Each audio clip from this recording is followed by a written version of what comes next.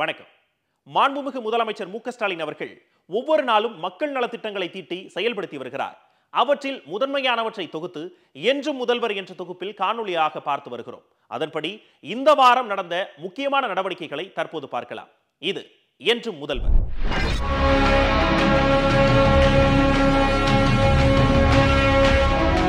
November 2, 2025 கழகத் தலைவர் மாண்புமிகு முதலமைச்சர் மு க ஸ்டாலின் அவர்கள் தலைமையில் சிறப்பு தீவிர வாக்காளர் பட்டியல் திருத்தத்திற்கு எதிராக போராடிட அனைத்துக் கட்சி கூட்டம் நடைபெற்றது. அந்த கூட்டத்தில் ஜனநாயக விரோத சட்டவிரோத SIR முயற்சிகளை தேர்தல் ஆணையம் நிறுத்தி வைக்க வேண்டும், இல்லாவிட்டால் உச்சநீதிமன்றத்தில் அனைத்துக் கட்சிகள் சார்பில் வழக்கு தாக்கல் செய்யப்படும் என்று தீர்மானம் நிறைவேற்றப்பட்டுள்ளது.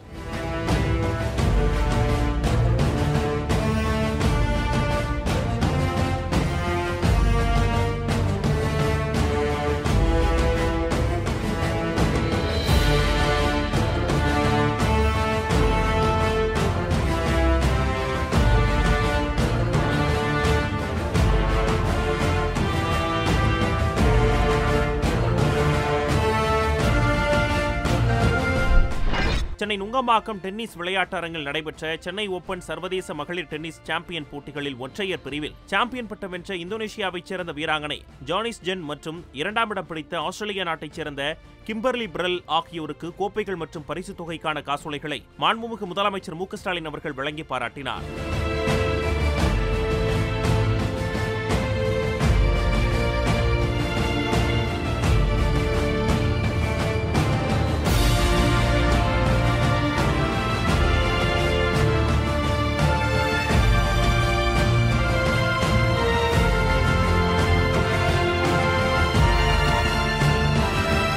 நவம்பர் 3, 2025 தருமபுரி வட்டம் அதகப்பாடி கிராமம் மற்றும் நல்லம்பள்ளி வட்டம் தடங்கம் அதியமான் கோட்டை மற்றும் பால சங்கமனஹள்ளி ஆகிய கிராமங்களில் மொத்தம் 1733 ஏக்கர் நிலப்பரப்பில் அமைக்கப்பட்டுள்ள தருமபுரி சிப்காட் தொழிற்பூங்காவில் நடைபெற்று வரும் உட்புறச்சாலைகள், மழைநீர் வடிகால் போன்ற உட்கட்டமைப்பு மற்றும் இதர பணிகளின் கட்டுமான பணிகளை மாண்புமிகு முதலமைச்சர் மு க ஸ்டாலின் அவர்கள் பார்வையிட்டு ஆய்வு செய்தார்.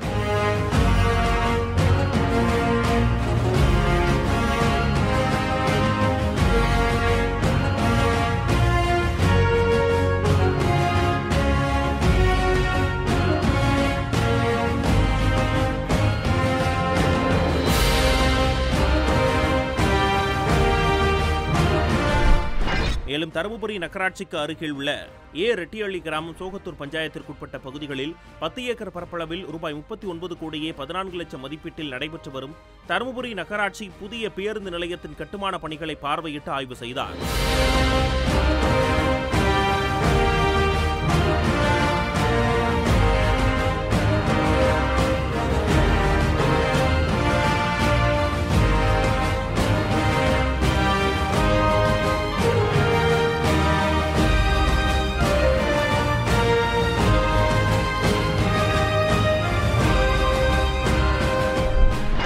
மாண்புமிகு முதலமைச்சர் மு க ஸ்டாலின் அவர்கள் தருமபுரி மாவட்டம் பெண்ணாகரத்தில் நடைபெற்ற நாடாளுமன்ற உறுப்பினர் மணி புவனேஸ்வரி தம்பதியரின் மகன் பிரகதீஸ்வரர் மற்றும் கோவிந்தன் சுகுணா தம்பதியரின் மகள் மது பிரதீக்ஷா ஆகியோரது திருமணத்தை தலைமையேற்று நடத்தி வைத்து மணமக்களை வாழ்த்தினார்.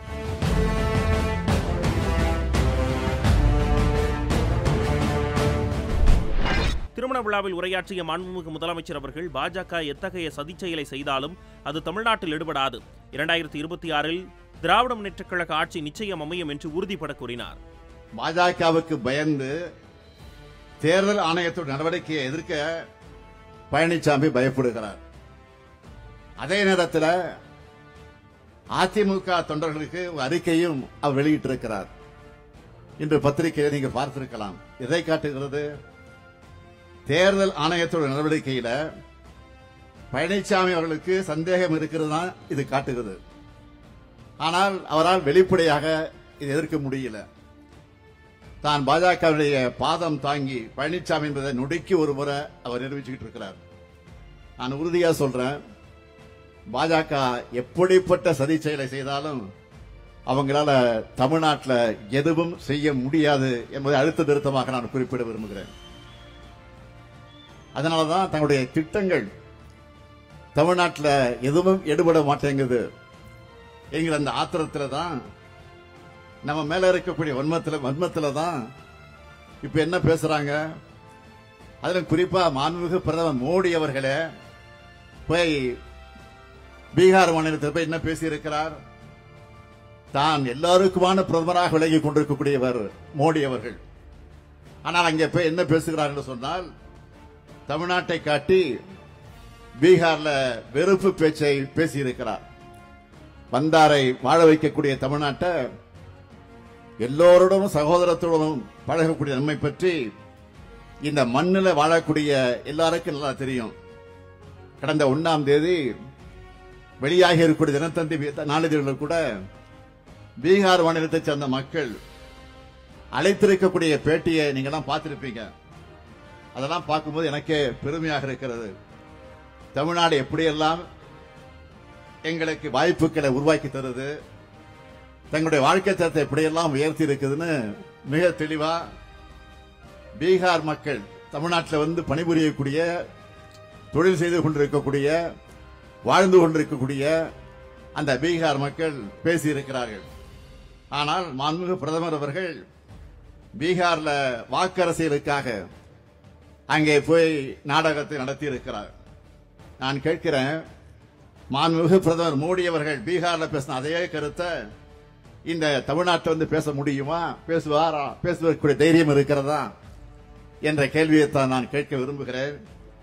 ஆக யார் என்ன சதி செஞ்சாலும், எத்தனை அவதூறுகளை நம் மீது பரப்பினாலும், எவ்வளவு போலி செய்திகளை எல்லாம் அவங்க உருவாக்கினாலும், நான் தெளிவோடு சொல்லுகிறேன், இங்கு நம்முடைய தோல் திருமாவர்கள் குறிப்பிட்டதைப் போல 2026 திராவிட முன்னேற்ற கழகத்தின் தலைமையில் இருக்கக்கூடிய ஆட்சி நிச்சயம் அமையும் என்று நான் இந்த நேரத்தில் அன்றைக்கு எல்லா சேனல்லையும் சொல்லுகிறேன், எல்லா டிவியிலையும் எல்லா சேனல்களையும் திராவிட மாடல் 2.0 ஆட்சி அமைஞ்சது என்ற செய்தி தான் வரப்போகிறது. அதை நீங்கள் பார்க்கத்தான் போகிறீர்கள். ஆக தமிழ்நாட்டு மக்கள் மீது வைத்திருக்கக்கூடிய நம்பிக்கையின் காரணமாக இதை நான் இங்கே தெளிவோடு சொல்ல விரும்புகிறேன். ஆக 7வது முறையாக கழகம் ஆட்சி அமைய நீங்கள் எல்லாம் உறுதுணையாக, உற்ற துணையாக இருக்க வேண்டும் என்று நான் இந்த நேரத்தில் கேட்டுக்கொண்டு, 2021 தேர்தலில் தமிழ்நாட்டை கொத்தடிமை அதிமுகவிலிருந்து மீட்டிருக்கிறோம். 2026 தேர்தலில் தமிழ்நாட்டை பாஜக அதிமுக கும்பலிடமிருந்து பாதுகாக்கக்கூடிய தேர்தலாக அமையப் போகிறது. எனவே கலைஞருடைய உடன்பிறப்புகளாக இருக்கக்கூடிய நீங்கள் நிரூபிக்க வேண்டும். அதற்கான வெற்றிக்கு நீங்கள் உழைக்க வேண்டும். இலங்கை கடற்படையினரால் சிறைபிடிக்கப்பட்ட மீனவர்களையும் அவர்களது மீன்பிடி படகுகளையும் உடனடியாக விடுவிப்பதற்கு உரிய தூதரக நடவடிக்கைகளை மேற்கொள்ள வலியுறுத்தி மாண்புமிகு ஒன்றிய வெளியுறவுத்துறை அமைச்சர் டாக்டர் எஸ் ஜெய்சங்கர் அவர்களுக்கு மாண்புமிகு முதலமைச்சர் மு.க. ஸ்டாலின் அவர்கள் கடிதம் எழுதியுள்ளார்.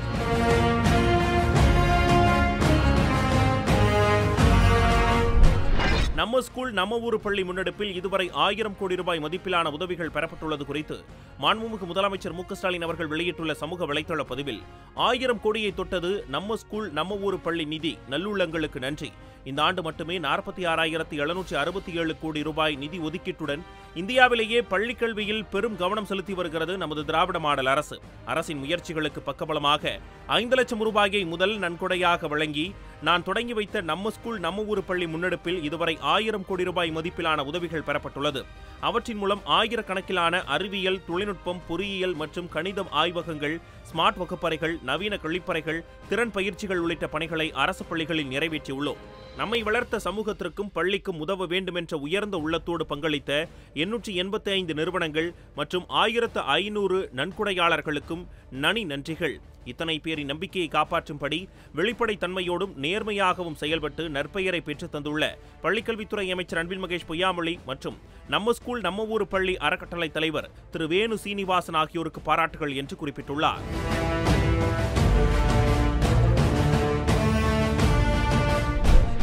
நவம்பர் 4, 2025 கோவையில் நடைபெற்ற துயரம் மனித தன்மையற்றது. பிடிபட்ட குற்றவாளிகளுக்கு அதிகபட்ச தண்டனை விரைந்து கிடைக்க நடவடிக்கை எடுக்கப்பட்டுள்ளதாக மாண்புமிகு முதலமைச்சர் மு.க. ஸ்டாலின் அவர்கள் தெரிவித்துள்ளார். இது தொடர்பாக அவர் வெளியிட்டுள்ள சமூக வலைதள பதிவில், கோவையில் இளம் பெண்ணுக்கு நிகழ்ந்த துயரம் மனித தன்மையற்றது. இத்தகைய கொடூர குற்றச் செயல்களை கண்டிக்க எந்த கடுஞ்சொல்லும் போதாது. இதில் ஈடுபட்ட குற்றவாளிகள் கண்டுபிடிக்கப்பட்டு உடனடியாக கைது செய்யப்பட்டுள்ளனர். 1 மாதத்திற்குள் குற்றப்பத்திரிகையை தாக்கல் செய்து அவர்களுக்கு அதிகபட்ச தண்டனையை விரைந்து பெற்றுத்தர காவல்துறையினருக்கு உத்தரவிட்டுள்ளேன். மேலும் நம் மகளிர் அனைத்து துறைகளிலும் அடையும் முன்னேற்றம்தான் இத்தகைய வக்கிர மிருகங்களின் ஆணாதிக்க மனநிலைக்கு முற்றுப்புள்ளி வைக்கும், முழுமையான முற்போக்கு சமூகமாக நாம் மாறுவதற்கு வழிவகுக்கும் என்று குறிப்பிட்டுள்ளார்.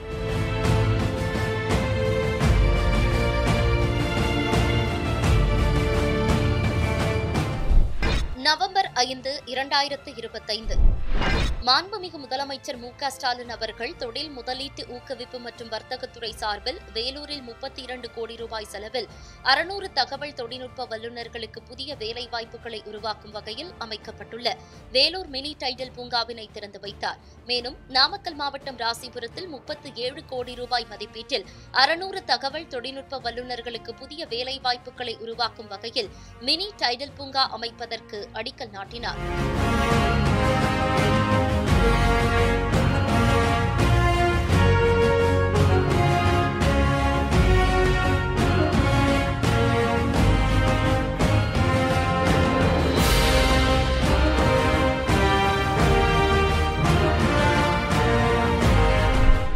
வேலூரில் 32 கோடி ரூபாய் செலவில் 600 தகவல் தொழில்நுட்ப வல்லுநர்களுக்கு புதிய வேலைவாய்ப்புகளை உருவாக்கும் வகையில் அமைக்கப்பட்டுள்ள வேலூர் மினி டைடல் பூங்காவினை திறந்து வைத்த மாண்புமிகு முதலமைச்சர் அவர்கள் வேலூர் மினி டைடல் பூங்காவினை முழுமையாக குத்தகைக்கு எடுத்துள்ள ஏஜிஎஸ் ஹெல்த் கேர் நிறுவனத்திற்கு தள ஒதுக்கீட்டு ஆணையினை வழங்கினார்.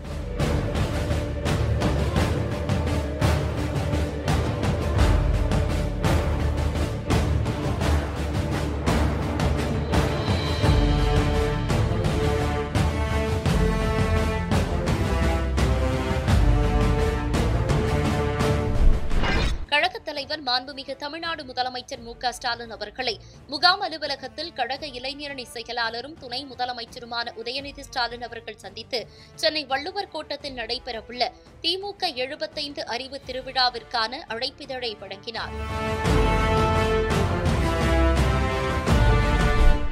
மாண்புமிகு முதலமைச்சர் மு.க. ஸ்டாலின் அவர்கள் தலைமை செயலகத்தில் தமிழ்நாடு விளையாட்டு மேம்பாட்டு ஆணையம் மற்றும் ஹாக்கி இந்தியா இணைந்து நடத்தும் 14வது ஆடவர் ஹாக்கி இளையோர் உலகக்கோப்பை போட்டிக்கான வெற்றி கோப்பையினை அறிமுகப்படுத்தினார்.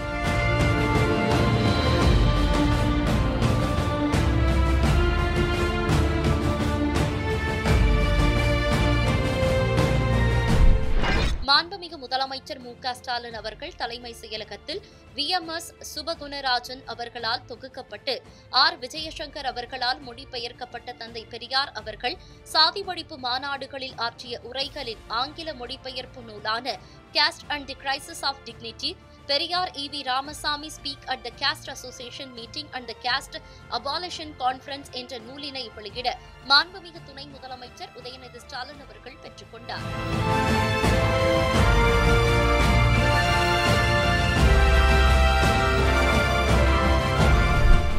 மருத்துவ மற்றும் மக்கள் நல்வாழ்வுத்துறை சார்பில் 23 கோடி ரூபாய் செலவில் தரை மற்றும் 4 தளங்கள் கொண்ட புதிய மருத்துவ கட்டடம் கட்டப்பட்டு 225 படுக்கை வசதிகளுடன் மேம்படுத்தப்பட்ட திருச்செங்கோடு அரசு மருத்துவமனையை மாண்புமிகு முதலமைச்சர் மு.க. ஸ்டாலின் அவர்கள் திறந்து வைத்தார்.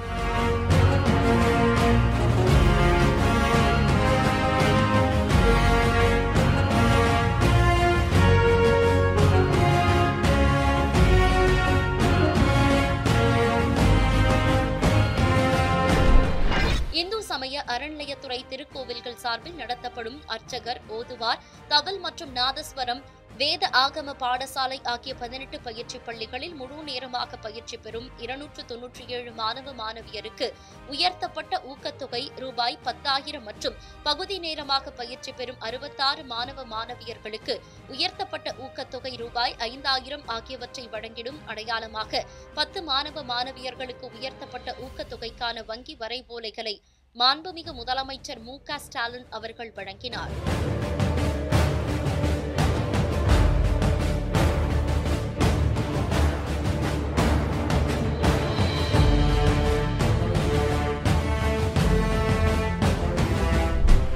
மாண்புமிகு முதலமைச்சர் மு.க. ஸ்டாலின் அவர்கள் தலைமையில் தலைமை செயலகத்தில் சுற்றுச்சூழல், காலநிலை மாற்றம் மற்றும் வனத்துறையின் செயல்பாடுகள் குறித்த ஆய்வுக் கூட்டம் மற்றும் பொது மற்றும் மறுவாழ்வுத்துறையின் செயல்பாடுகள் குறித்த ஆய்வுக் கூட்டம் நடைபெற்றது.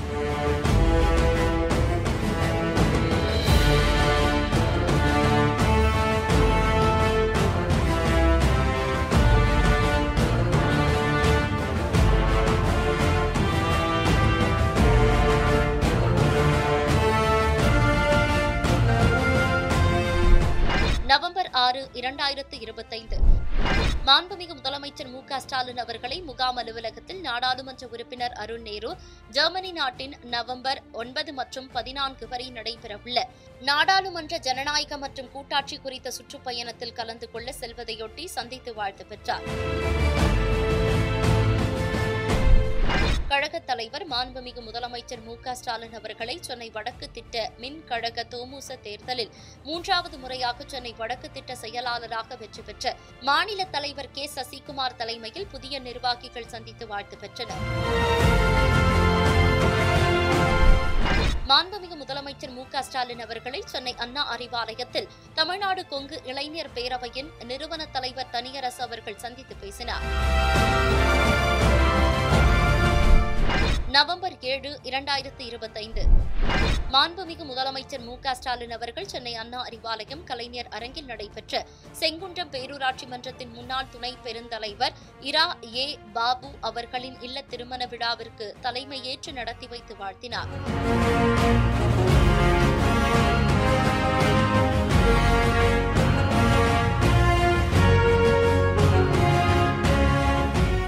விழாவில் உரையாற்றிய மாண்புமிகு முதலமைச்சர் அவர்கள் தமிழ்நாட்டின் ஜனநாயகத்தை காக்கும் காவலர்களாக கழகத்தின் பூத் ஏஜென்ட்டுகள் செயல்பட வேண்டும் என்றும் சிறப்பு தீவிர வாக்காளர் பட்டியல் திருத்தப் பணிகள் தொடங்கியுள்ளது. இவ்வேளையில் வருமுன் காப்பதே நமது கடமையாக இருக்க வேண்டும் என்றும் வேண்டுகோள் விடுத்தார். ஜனநாயகத்தை பாதுகாக்கக்கூடிய மிகப்பெரிய போராட்டம் நெருக்கடி காலம். அந்த நெருக்கடி காலத்தில் திராவிட முன்னேற்ற கழகம் சந்தித்திருக்கக்கூடிய தியாகங்கள், தலைவர்களிலிருந்து தொண்டர்கள் வரை பல்வேறு கொடுமைகளை அனுபவித்து அந்த தியாகங்கள் எல்லாம் ஏற்றுக்கொண்டு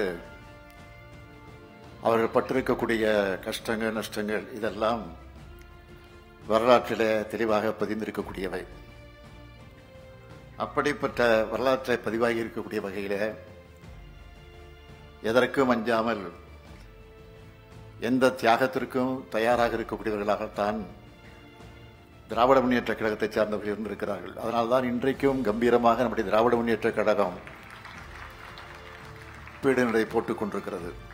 இன்றைக்கு இருக்கக்கூடிய நாடு இருக்கக்கூடிய சூழ்நிலைகள்லாம் உங்களுக்கு நன்றாக தெரியும். அதிலும் SIR என சொல்லப்படக்கூடிய ஒரு சிறப்பு தீவிர வாக்காளர் பட்டியல் திருத்த பணிகள் தமிழ்நாட்டில் தொடங்கியிருக்கு. ஆனால் இதை எதிர்த்து தமிழ்நாட்டில் இருக்கிற அனைத்து கட்சி கூட்டத்தை கூட்டி நாம் தீர்மானம் போட்டு அந்த அடிப்படையில் உச்சநீதிமன்றத்திற்கு சென்றிருக்கிறோம். வழக்கு தொடுத்து அந்த வழக்கு நடந்து கொண்டிருக்கிறது. சட்ட போராட்டம் ஒரு பக்கம் என்று சொன்னாலும் வாக்காளர் பற்றிய திருத்தப்படக்கூடிய பணிகள் ஒரு பக்கம் நடந்து கொண்டிருக்கிறது. அதை கண்காணிக்க வேண்டிய மிகப்பெரிய பொறுப்பு நமக்கு இருக்கிறது. எனவே இன்றைய நிலையில் மிக மிக அவசியமான ஒன்று என்பதை நீங்கள் மறந்துடக்கூடாது. அதற்காக கூட வருகிற 11ஆம் தேதி மாவட்ட தலைநகரங்களில் நம்முடைய மதச்சார்பற்ற முற்போக்கு கூட்டணியின் சார்பில் ஆர்ப்பாட்டத்தை நாம் நடத்த இருக்கிறோம் என்ற செய்தி கூட இன்றைக்கு நீங்கள் பார்த்திருப்பீர்கள். எனவே அந்த ஆர்ப்பாட்டத்தில் பங்கேற்று நாம் நம்முடைய உணர்வை வெளிப்படுத்த இருக்கிறோம். மக்கள் நீதி மய்யத்தின் தலைவர் கமல்ஹாசன் அவர்களின் பிறந்த நாளையொட்டி மாண்புமிகு முதலமைச்சர் மு க ஸ்டாலின் அவர்கள் வாழ்த்து தெரிவித்துள்ளார்.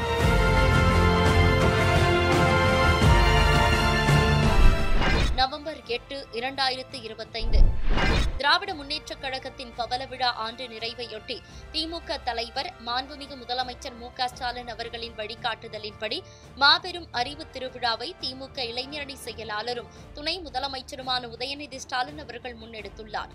அதன்படி குறளோவியம் கண்ட முத்தமிழ் அறிஞர் கலைஞர் எழுப்பிய சென்னை வள்ளுவர் கோட்டத்தில் திமுகவின் வரலாற்று கண்காட்சி, இருவண்ண கொடிக்கு வயது 75 கருத்தரங்கம், சென்னை முற்போக்கு புத்தக காட்சி, தன்மானம் காக்கும் கழகம் என்ற தலைப்பில் மேடை நாடகம், பகுத்தறிவு கலை நிகழ்ச்சிகள் ஆகியவற்றை உள்ளடக்கிய அறிவு திருவிழாவை மாண்புமிகு முதலமைச்சர் மு க ஸ்டாலின் அவர்கள் தொடங்கி வைத்து காலத்தின் நிறம் கருப்பு சிவப்பு எனும் அறிவார்ந்த ஆவண நூலை வெளியிட்டார்.